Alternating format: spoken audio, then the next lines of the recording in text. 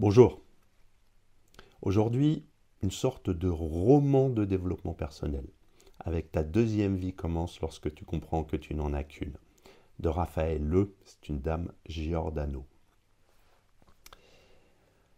Le roman raconte l'histoire de Camille, une femme de 38 ans qui mène une existence apparemment idéale. Elle a une famille, un emploi stable et une maison confortable.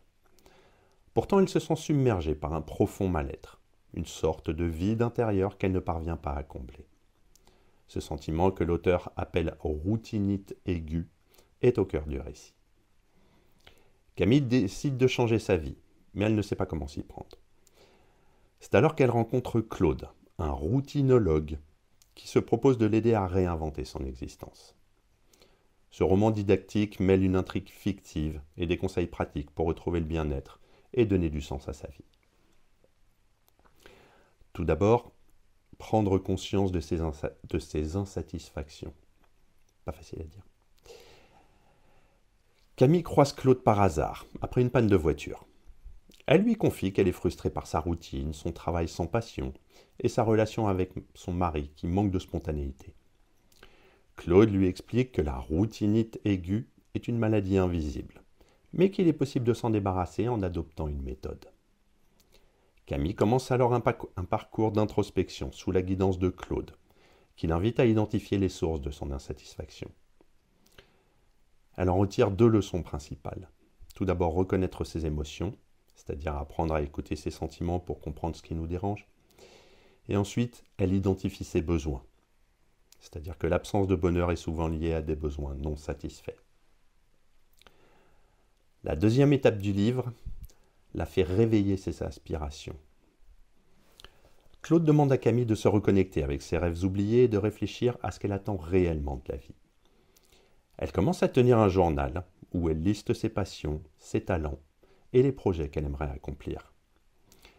Camille réalise qu'elle a mis de côté ses ambitions artistiques pour se conformer à un modèle de vie raisonnable. Cette étape lui permet de se reconnecter avec des aspirations qu'elle avait refoulées depuis longtemps. Les deux leçons principales sont la puissance de la visualisation, c'est-à-dire qu'elle imagine la vie idéale pour poser les bases du changement, et ensuite elle se recentre sur ses valeurs, c'est-à-dire prioriser ce qui compte réellement pour elle. La troisième partie du livre la pousse à passer à l'action. Pour Claude, le changement ne peut survenir que si Camille met en œuvre des actions concrètes. Il lui donne plusieurs exercices pratiques. Changer les petites habitudes.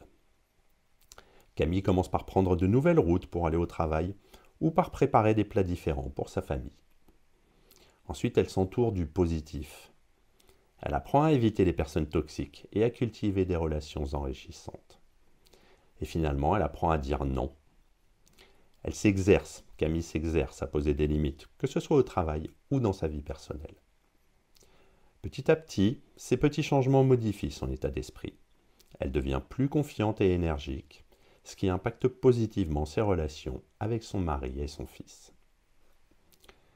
Les deux effets sont donc un effet cumulé, avec de petits efforts constants qui mènent à de grands résultats.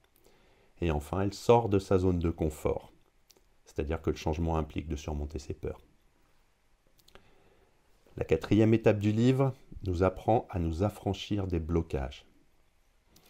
Camille se rend compte qu'elle porte en elle des blocages émotionnels issus de son passé. Claude l'aide à identifier ses barrières psychologiques, notamment son perfectionnisme et sa peur de l'échec.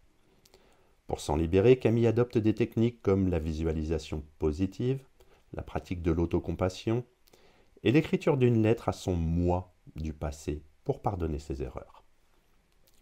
Les leçons principales qu'elle en tire sont une sorte de lâcher-prise, c'est-à-dire qu'elle apprend à accepter que tout ne peut être parfait et se réconcilier avec elle-même.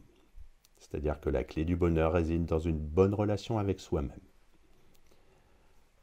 La cinquième étape du livre permet de créer une vie alignée avec ses aspirations. Elle commence à ressentir les fruits de ses efforts. Elle retrouve sa créativité et décide de se lancer dans un projet qui la passionne, ouvrir des ateliers d'art-thérapie.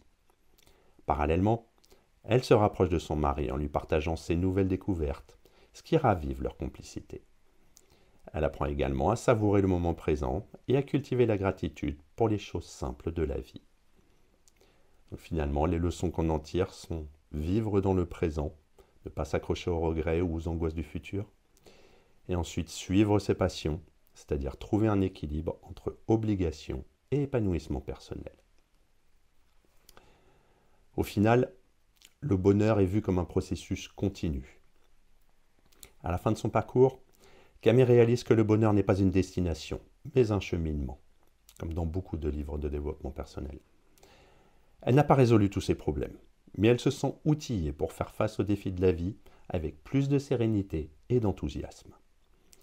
Claude disparaît alors de sa vie, satisfait de l'avoir volé de ses propres ailes.